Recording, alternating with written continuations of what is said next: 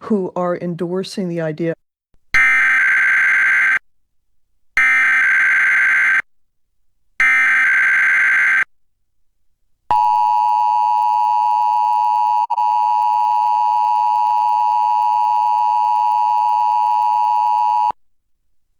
Oregon Public Broadcasting is conducting a test of the emergency alert system. This is only a test.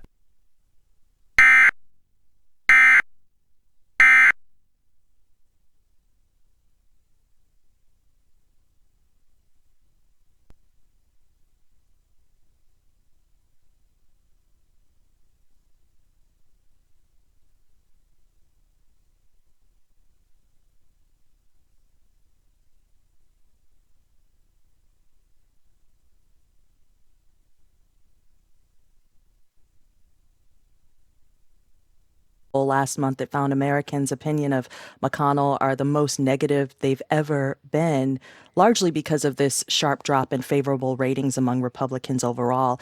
So is his strategy working? It seems like he's losing ground with